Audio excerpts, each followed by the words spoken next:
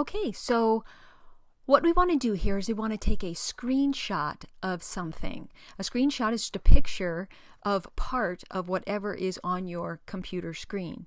And in this class, you're actually going to be doing drawings and art pieces, and you can open them on your screen, and then you can take a screenshot of that picture, and we want to be able to post those on our discussions. Now, in this case, I'm just going to take a screenshot of part of my screen. I don't have an actual picture up here that I've opened up, so I'm just going to take a screenshot of that window that you see and just demonstrate how to do it and how to put it in a discussion. So, in order to do this, what we have here is we have a PC. I'm showing you, demonstrating on a PC first. This is Windows 10. And so basically in Windows 10, what we want to do is we go down to the lower left corner where the little Windows icon is, and you will see the magnifying glass. We click on that so we can type in the word snippet.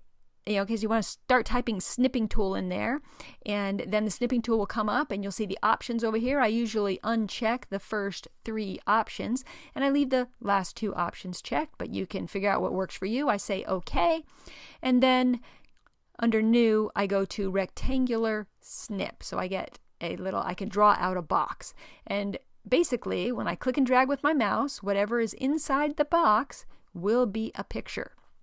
So it is in the snipping tool right now, and basically what I want to do is go to File, and then I want to go to Save As, so I can save this out as a file that I can use in Canvas. I want to put it on the desktop so that I can find it later, and I'll change the file name to whatever I think is appropriate for it. Now this file is going to be a PNG file, and when it's done it won't have its file extension on it.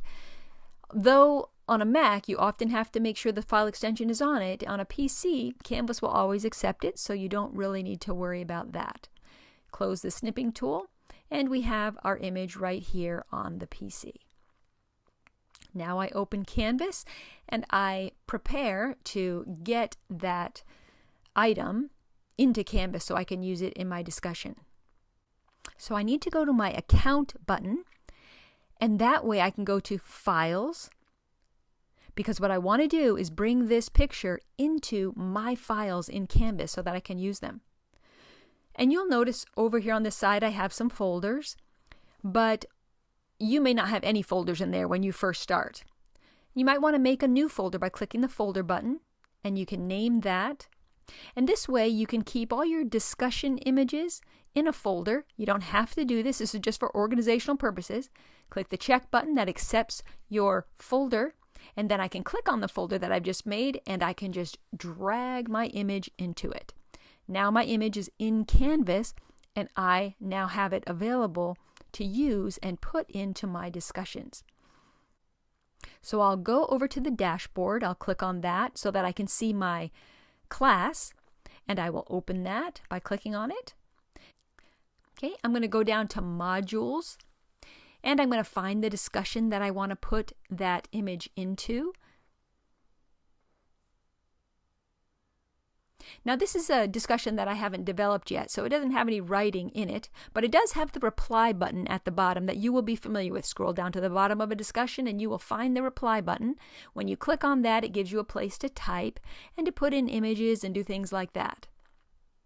So I'm going to click in that type area, and then I can go to the Embed Image button. And when I click on that, I can go right to Canvas, the Canvas tab. I can go to My Files. That's where I put that image. And I made a folder called Discussion Images. And when I click on that, it's right in there. And I don't have to put any alt text on it or anything. That's actually for people that are seeing impaired. But I click Update, and there you go. It puts the image right inside of that reply panel. Okay, so I hit the return button, and then I could type, and I'm typing whatever words I want to that go along with my discussion, and then I just click Post Reply. Now, as you can see at the bottom of that discussion, it put my reply right there. If I don't like what I wrote, I can always click up here, and I can either delete my entire post or I can edit it.